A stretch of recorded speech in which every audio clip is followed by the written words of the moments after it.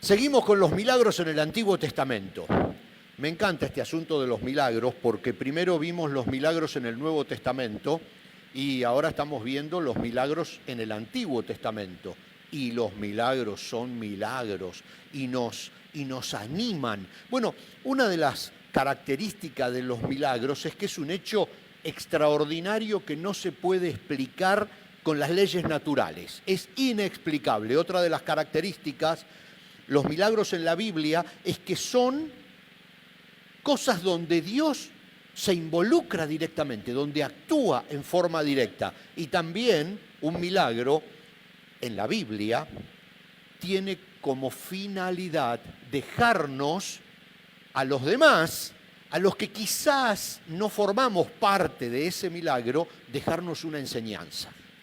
Y el milagro que vamos a ver hoy, como decía el pastor Andrés, es esa respuesta poderosa que tuvo el profeta Elías cuando armó ese desafío en el Monte Carmelo y dijo: el Dios que responda con fuego es Dios. Quizás muchos de ustedes lo conocen y este milagro que nos va a llevar bastante lectura hoy, este milagro cumple con todos esos parámetros que acabamos de dar. Por supuesto, no puede ser explicado con leyes naturales, ni física, ni nada. No puede ser explicado. Es la intervención directa de Dios y deja no una enseñanza, deja varias enseñanzas. Pero hoy nos vamos a centrar en una sola de esas enseñanzas. En una sola enseñanza, y les propongo seguir el domingo que viene. Este mensaje va a ser en dos partes. Esta primera parte la damos hoy. Espero que no se me cansen mucho, que no se me desanimen y que el domingo que viene vamos por la segunda parte. Hoy vamos a tener una enseñanza muy, muy concreta. Y como tiene tantas enseñanzas este pasaje y este milagro, a veces cuando queremos darlas todas juntas, perdemos la magnitud y la profundidad de cada una de ellas. En realidad, les digo honestamente, este mensaje habría que separarlo en 5 para ver cada una de las enseñanzas. Pero por supuesto los pastores Miguel y Andrés me suicidan. ¿Por qué? Porque tendría que predicar un mes seguido. Y no es la idea tampoco, porque si no se van a ir todos.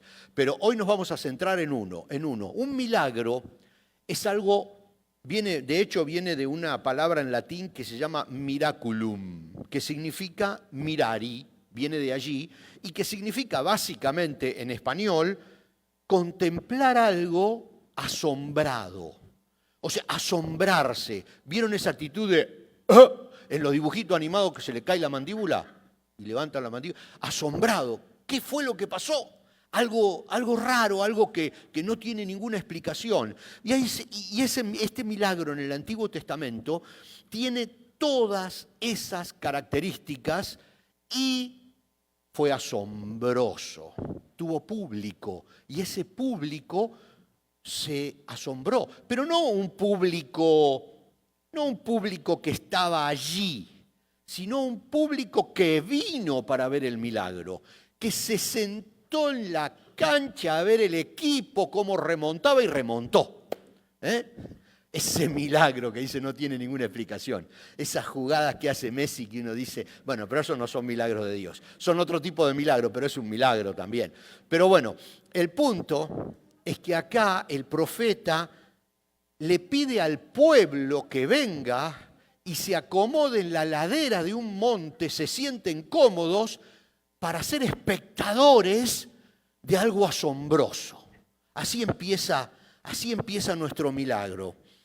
Ahora, antes de hablar del milagro, y por eso se va a hacer un poquito largo, tenemos que ubicarnos en el tiempo de este milagro, porque, a ver, por ahí no es importante, en cualquier momento ese milagro es el milagro, pero hay una connotación allí política, histórica, social, que la tenemos que entender porque eso también nos va a ayudar a nosotros a entender el mensaje de este milagro.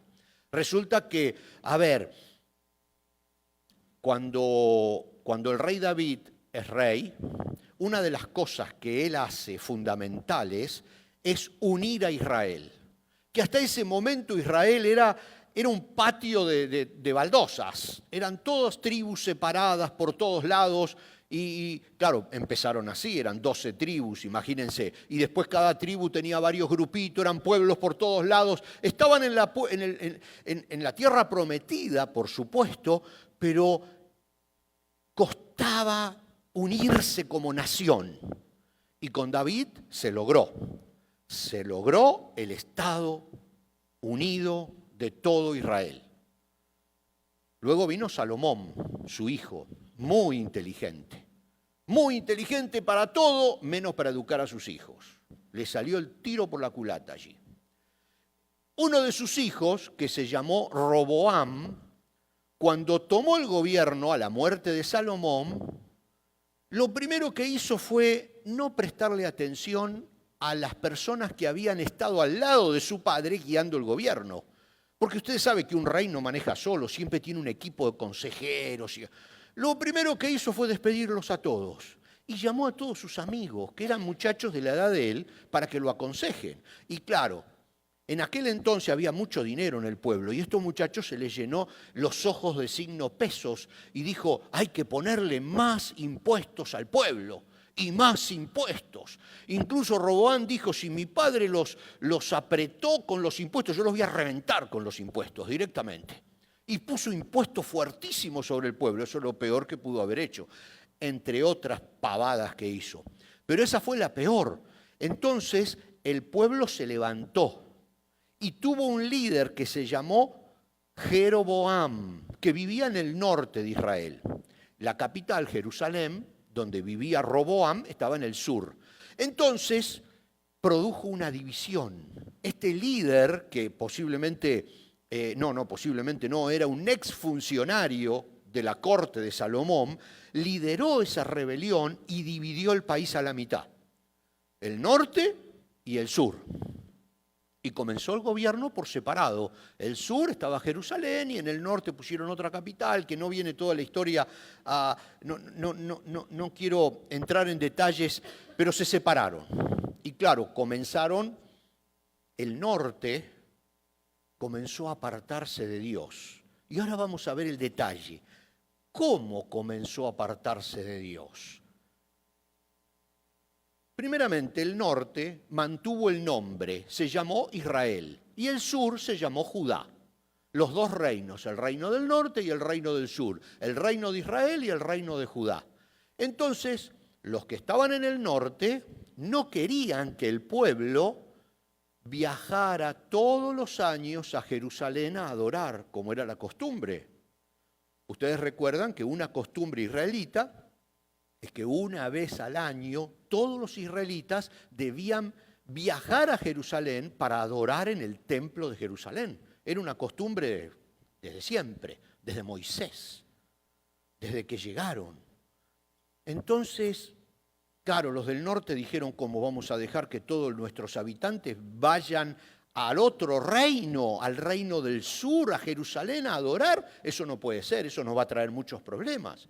Entonces, le dijeron a la gente, no hace falta ir a Israel, vamos a poner un nuevo lugar no hace falta ir a Jerusalén, vamos a poner un nuevo lugar de adoración aquí en el norte. Así se quedan cerquita, muchachos, no tienen que andar viajando. Y la gente dijo, bueno, total.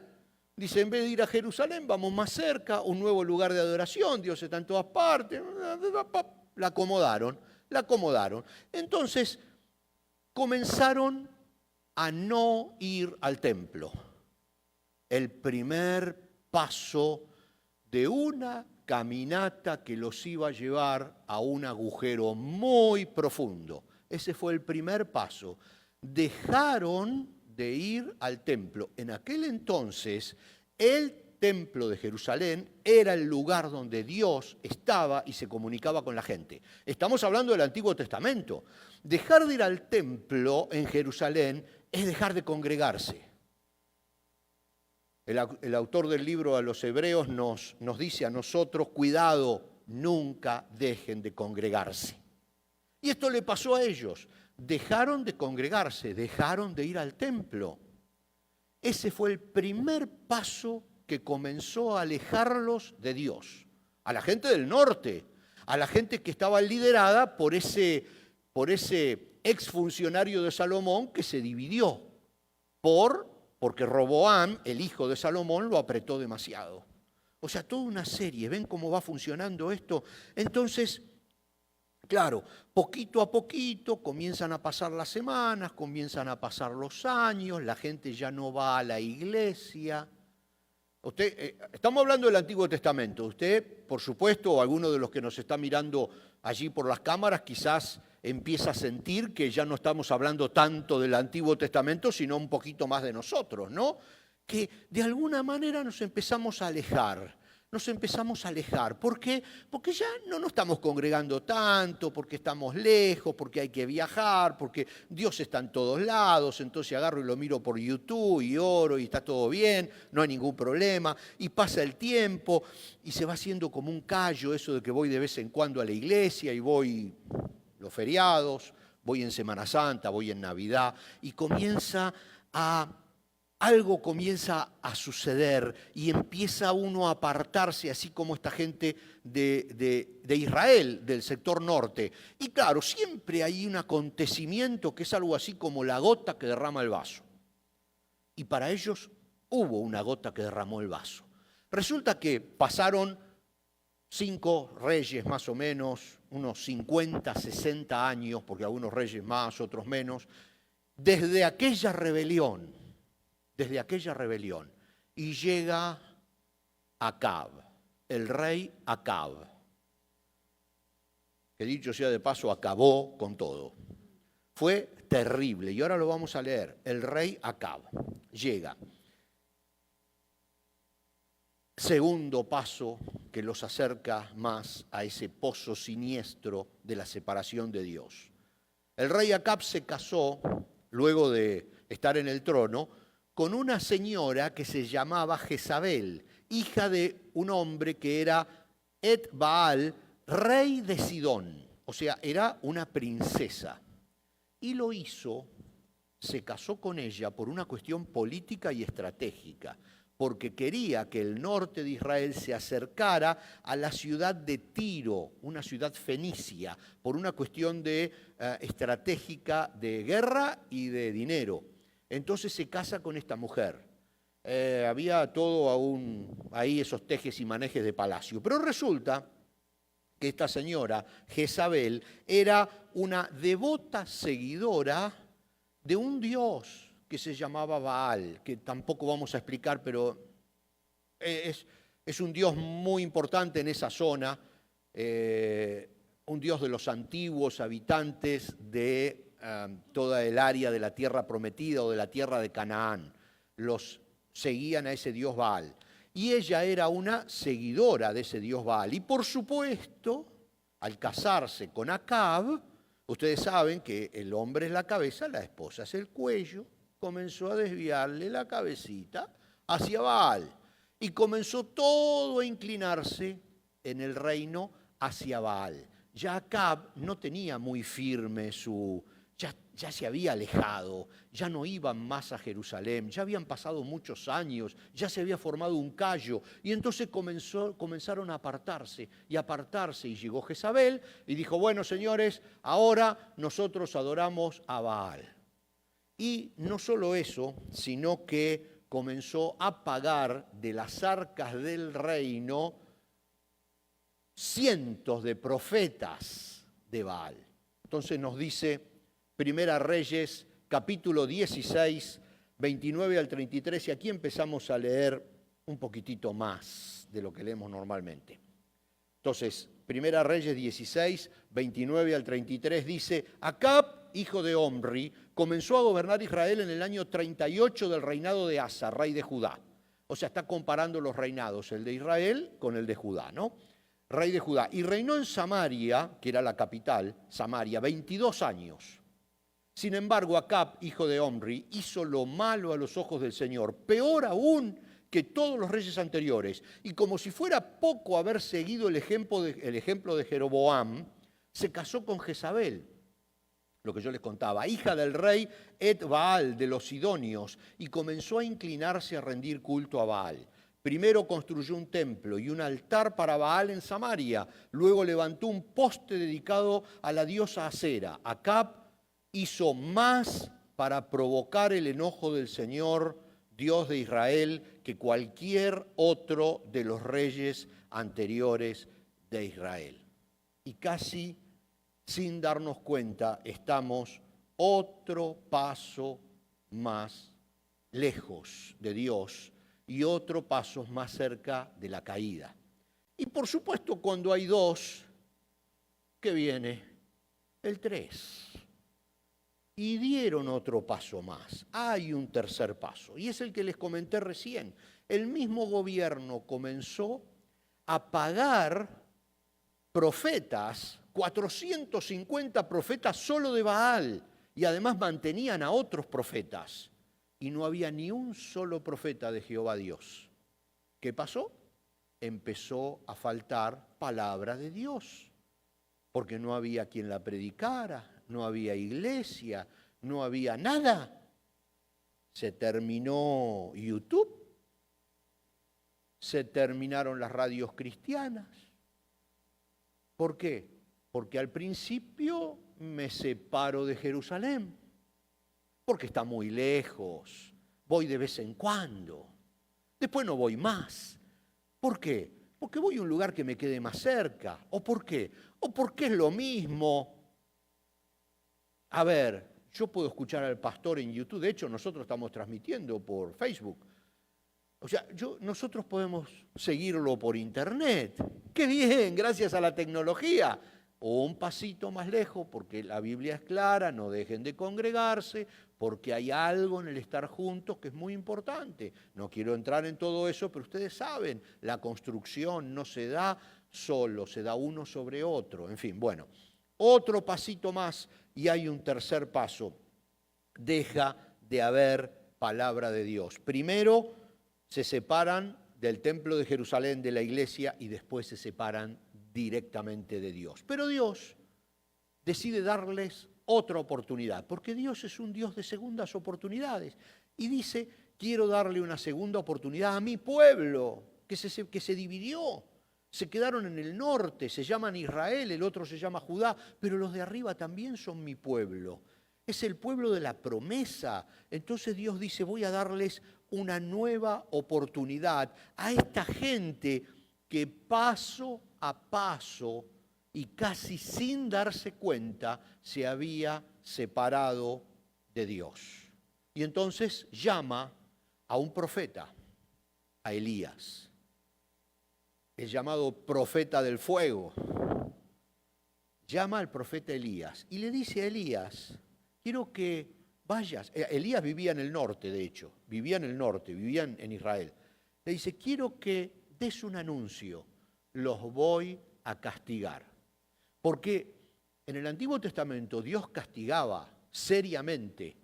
Ahora nosotros mismos nos autocastigamos, porque soportamos las consecuencias de nuestros errores. Es nuestro propio castigo. Cuando nos equivocamos, las consecuencias de esa equivocación es la que nos castiga a nosotros. Dios está ahí y dice, muchachos, si ustedes se equivocaron, ahora si pusieron el pie en el hormiguero, sáquenlo, porque las hormigas le van a picar. No soy yo, es el pie que pusieron ustedes. Pero en el Antiguo Testamento Dios castigaba directamente. Entonces le dice en Primera Reyes 17:21, lo vamos a leer, le dice a Elías que le diga algo muy serio a Acab y a todo el norte, todo el pueblo de Israel. Y le dice, ahora bien, Elías, quien era de Tisbé en Galaad, le dijo al rey Acab, tan cierto como que el Señor vive, el Dios de Israel, a quien sirvo, no habrá rocío ni lluvia durante los próximos años. Y dejó de llover, hermanos. Dejó de llover, está escrito. La gente se comenzó a morir. No había plantas, dejó de haber agua. Dejó de llover y dejó de llover. Ahora, ¿qué le pasó a Elías? Tuvo que esconderse porque Jezabel lo quería cortar en pedacitos. ¿Se imaginan que él pasó a ser el terrorista número 1, buscado por todas las agencias de gobierno. Tenía precio su cabeza. O sea, Acab y especialmente su esposa Jezabel lo querían acuchillar y el tipo se tuvo que esconder. Dios le dijo, desaparece. Y ahí viene la historia cuando Elías se va a vivir a la casa de una viuda. ¿Se acuerdan la viuda? A la que nunca durante esa sequía le faltó la comida, porque tuvo fe. Ahí viene la historia de los cuervos, cuando Elías se tuvo que esconder en una cueva y venían los cuervos a darle de comer. Todas esas historias suceden durante esos 3 años de esa sequía terrible que Dios envía para que el pueblo reaccione, de lo que estaba pasando. Primera Reyes 18, 1 y 2 dice, más tarde, durante el 3er año de la sequía, 3 años sin llover, el Señor dijo a Elías, preséntate ante el rey Acab y dile que pronto enviaré lluvia. Entonces Elías fue a ver al rey Acab.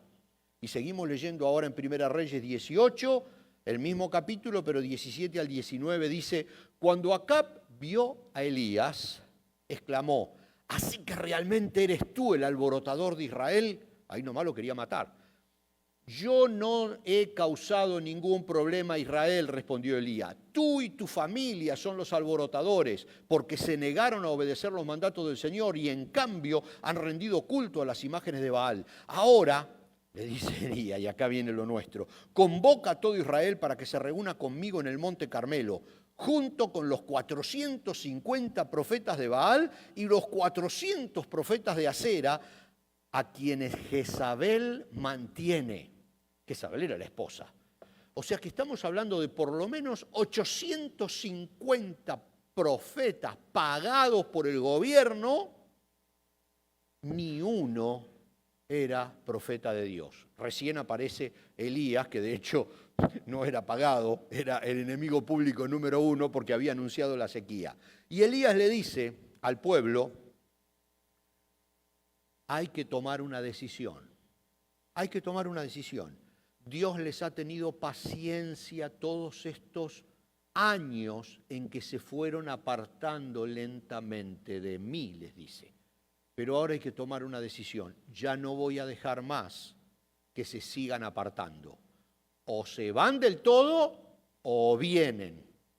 Ya no voy a dejar más este jueguito de nadar a 2 aguas o de moverse en la línea.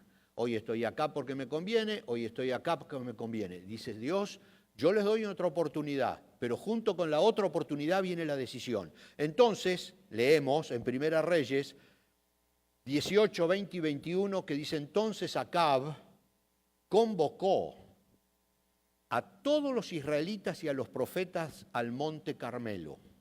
Elías se paró frente a ellos y les dijo, ¿hasta cuándo seguirán indecisos, titubeando entre 2 opiniones? Si el Señor es Dios, miren qué fuerte, síganlo. Pero si Baal es el verdadero Dios, entonces síganlo a él. Sin embargo, la gente se mantenía en absoluto silencio. No querían tomar la decisión. Pero le dice, muchachos, a ver, hace años que vienen pasito a pasito apartándose de Dios, de mí, le dice Dios. O una de dos, o se van del todo o vuelven, pero no pueden seguir así, no hay forma. Entonces le dice, tienen que tomar hoy una decisión, y no, el pueblo se mantenía en absoluto silencio.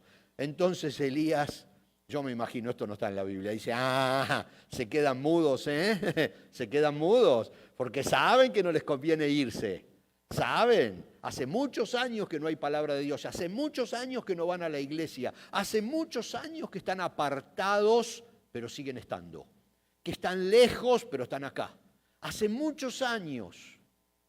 Pero ahora llegó el momento de tomar una decisión y entonces en Primera Reyes 18, ahora del 20 al 24, les dice, entonces Elías les dijo, yo soy el único profeta del Señor que queda, pero Baal tiene 450 profetas. Ahora traigan 2 toros. Los profetas de Baal pueden escoger el toro que quieran. Dice que luego lo corten en pedazos y lo pongan sobre la leña de su altar, pero sin prenderle fuego. Yo prepararé el otro toro y lo pondré sobre la leña del altar y tampoco le prenderé fuego. Después invoquen ustedes el nombre de su Dios y yo invocaré el nombre del mío. El Dios que responda enviando fuego sobre la madera, ese es el Dios verdadero. ¿Qué tal? Y toda la gente estuvo de acuerdo. Claro, ¿cómo no van a estar de acuerdo? Allí todos, imagínense, el estadio, todos en el monte, esperando a ver qué pasa. Y los profetas de Baal ahí preparando el altar, cortando el toro, poniéndolo sobre la leña bien seca, todo para que funcione. Era la preparación para el gran desafío. ¿Por qué? Porque el desafío era el Dios que responda con fuego, ese es Dios. Y ahí sí van a estar listos a tomar la decisión. Cuando vean quién es el Dios a quien sirven. ¿Quién es el Dios bueno y quién es el Dios malo? ¿O quién es el Dios poderoso y quién es el Dios que no existe? Primera Reyes 18, 23 al 39, seguimos leyendo, es una historia súper interesante. Ahora traigan 2 toros. Los profetas de Baal pueden escoger el toro que quieran. Luego lo corten en pedazos y lo pongan sobre la leña, pero sin prenderle fuego. Yo prepararé el otro toro y lo pondré sobre la leña del altar, y tampoco le prenderé fuego. Después invoquen ustedes el nombre de su Dios y yo invocaré el nombre del Señor. El Dios que responda enviando fuego sobre la madera, ese es el Dios verdadero, y toda la gente estuvo de acuerdo. Así que Elías dijo a los profetas de Baal, empiecen ustedes porque son muchos. Le dice, escojan uno de los toros, prepárenlo e invoquen el nombre de su Dios, pero no le prendan fuego a la leña. Entonces ellos prepararon uno de los toros y lo pusieron sobre el altar. Después invocaron el nombre de Baal desde la mañana hasta el mediodía gritando, ¡oh Baal, respóndenos! Pero no hubo respuesta alguna. Entonces se pusieron a bailar, cojeando alrededor del altar que habían hecho. Cerca del mediodía Elías comenzó a burlarse de ellos. Tendrán que gritar más fuerte, se mofaba. Y sin duda que es un Dios, sin duda que es un Dios. Tal vez esté soñando despierto, quizás esté haciendo sus necesidades. Seguramente salió de viaje o se quedó dormido y necesita que alguien lo despierte. Empezó a tomarles el pelo. Así que ellos gritaban más fuerte y como acostumbraban a hacer, se cortaban con cuchillos y espadas hasta quedar bañados en sangre. Gritaron disparates toda la tarde hasta la hora del sacrificio vespertino, pero aún no había respuesta, ni siquiera se oía un solo sonido. Entonces Elías llamó a la gente, vengan acá. Así que todos se juntaron a su alrededor. Mientras él reparaba el altar del Señor que estaba derrumbado, tomó 12 piedras, una para representar a cada tribu de Israel, y usó las piedras para reconstruir el altar en el nombre del Señor. Luego cavó una zanja alrededor del altar con capacidad suficiente para 12 litros de agua. Apiló la leña sobre el altar, cortó el toro en pedazos y puso los pedazos sobre la madera. ¿Lo están viendo? Dice, luego dijo, llenen 4 jarras grandes con agua y echen el agua sobre la ofrenda y la leña. Una vez que lo hicieron, les dijo, háganlo de nuevo. Cuando terminaron, les dijo, háganlo por tercera vez. Así que hicieron lo que les dijo y el agua corría alrededor del altar, tanto que hasta colmó la zanja. A la hora que suele hacerse el sacrificio vespertino, el profeta Elías caminó hacia el altar y oró, oh Señor, Dios de Abraham, de Isaac y de Jacob, demuestra hoy que tú eres Dios en Israel y que yo soy tu siervo. Demuestra que yo he hecho todo esto por orden tuya. Oh Señor, respóndeme. Respóndeme para que este pueblo sepa que tú, oh Señor, eres Dios y que tú los has hecho volver a ti. Al instante, el fuego del Señor cayó desde el cielo y consumió el toro, la leña, las piedras y el polvo. Hasta lamió toda el agua de la zanja. Cuando la gente vio esto, todos cayeron rostro en tierra y exclamaron, el Señor, Él es Dios, sí, el Señor es Dios. ¿Qué le parece? Todos quedaron asombrados, todos quedamos asombrados cuando estamos viendo esta escena. Nosotros acá sentados no estamos en el Monte Carmelo, pero la estamos viendo. Se abren los cielos y cae esa llamarada, explota, rompe todo, no queda nada, ni las piedras quedan. Cumple eso de que es asombroso. Un milagro es algo asombroso. Todos los vieron, se rompen completamente las leyes de la naturaleza. Pero hubo cosas que abrieron el camino de ese milagro. Cosas. Y vamos a terminar rápido, no se preocupen. Fue una introducción de 30 minutos, pero vamos a terminar rápido. Ahora vamos a ver la primera de esas cosas. Y el domingo que viene vamos a ver las otras. Primera Reyes 18:30 dice, entonces Elías llamó a la gente, vengan acá. Así que todos se juntaron a su alrededor mientras él reparaba el altar del Señor que estaba, dice la palabra, derrumbado. Reparó el altar del Señor que estaba derrumbado. La palabra original aquí en realidad no habla de que lo habían derrumbado, de que lo habían tirado, de que lo habían destruido los profetas de Baal. Acá dice simplemente que estaba arruinado. El concepto es que simplemente la negligencia del pueblo, la falta de uso por 50 años, había hecho que el antiguo altar a Jehová Dios estaba arruinado. Simplemente habían crecido pastos por todos lados. No era un altar, era un montón de piedras apiladas sin sentido. Entonces dice que lo primero que hizo fue reparar el altar. ¿Por qué? Porque Dios no va a enviar fuego, Dios no iba a hacer el milagro sobre un altar abandonado. Abandonado puede ser por tantos motivos, por negligencia, puede ser por prioridades cambiadas, puede ser por falta de constancia, por falta de permanencia, por falta de compromiso. El punto es que el altar estaba abandonado, estaba arruinado. Y Dios no iba, y Elías lo sabía muy bien, no iba a enviar su fuego sobre un altar que no estuviera en buenas condiciones. Por eso lo primero que hizo fue reparar ese altar. Muchos años de abandono, muchos años de dar pequeños pasos acercándose a la gran caída de estar separado de Dios. Muchos años de pequeños pasos. No se sienten, no se notan, pero te van separando lentamente. Temas políticos tal vez, temas estratégicos, un trabajo el domingo, quizás, quién sabe, ¿no? Un grupo de amigos muy cercanos, pero que no comparten a Cristo. Estar compartiendo siempre con gente que no comparte a Cristo. Quizás tengo que estudiar y estoy lejos de casa y no tengo una iglesia cerca, no me hallo en ninguna iglesia, un paso. O me enojo con algún miembro de la iglesia que no me cae bien. Yo soy número opuesto para que se enojen conmigo. No me cae bien, me enojo, entonces no, a esa iglesia no puedo ir. No, y no quiero ir a ninguna, porque al fin y al cabo son medio hipócritas todos. ¿Para qué voy a ir a la iglesia? ¿Para qué? Si yo me siento en casa, oro, tengo una relación con Dios excelente, todas las noches oro, todas las mañanas oro, me veo los domingos el mensaje de Dante Gebel, ¿qué problema tengo?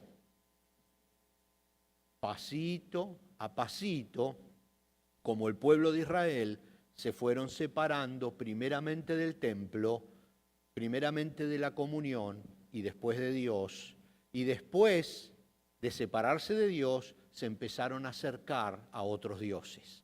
Pasito a pasito, nada muy rápido, nada muy brusco, nada que te asuste. Y se fueron acercando primero al concepto ese de yo solo puedo, de yo no necesito la iglesia. Y pasito a pasito el altar queda abandonado. El altar queda arruinado. Y después nosotros oramos cuando tenemos una necesidad por un milagro. Y ese milagro no aparece. Y oramos mucho por ese milagro, y ese milagro no aparece. Y quizás hacemos como los profetas de Baal, que nos damos vuelta y gritamos y levantamos las manos y reclamamos, y el milagro no aparece y el fuego no baja, porque el altar está abandonado, arruinado, no está en buenas condiciones. Entonces, en lugar de comenzar por el principio, queremos el milagro, queremos el fuego, sin reparar el altar. ¿Qué mensaje nos está dando este milagro hoy? Paso a paso nos podemos alejar sin darnos cuenta de la relación con Dios. Sin darnos cuenta, nos vamos alejando despacito, despacito de la relación con Dios. Y es necesario reparar el altar. El primero de los mensajes que yo veo que nos deja este milagro en el Antiguo Testamento es cuidado. Podemos tener el altar arruinado y Dios no va a responder lo que le estamos pidiendo con un altar arruinado, con una vida de relación que es el altar. Antes el altar era un lugar físico, ahora el altar es cada uno de nosotros. Y dice clarito, no va a mandar el fuego, así que tenemos que empezar por una estrategia de reparar el altar, desandar los pasos que nos alejaron de esa relación con Dios, aunque sea de a poquito desandarlo, para que después no seamos como los profetas de Baal, girando y girando alrededor de un problema, orando y orando por un problema, llorando y llorando por un problema y sin recibir nada, porque estamos llegando hasta el techo con nuestra oración, pero no hasta Dios, porque está el altar destruido. Ahora cada uno conoce su altar, cada uno sabe si estuvo alejándose pasito a pasito sin darse cuenta, y si ahora uno mira para atrás hay que ver dónde está. Hay que ver dónde está en la relación con Dios.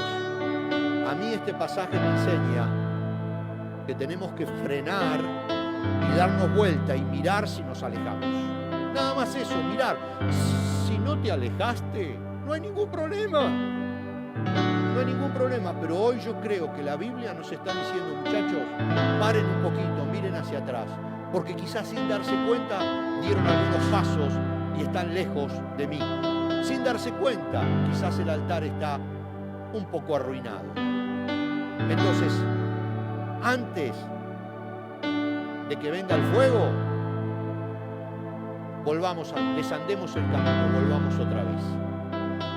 Así que yo les propongo hoy un análisis interno. Simplemente que oremos en silencio durante unos minutos.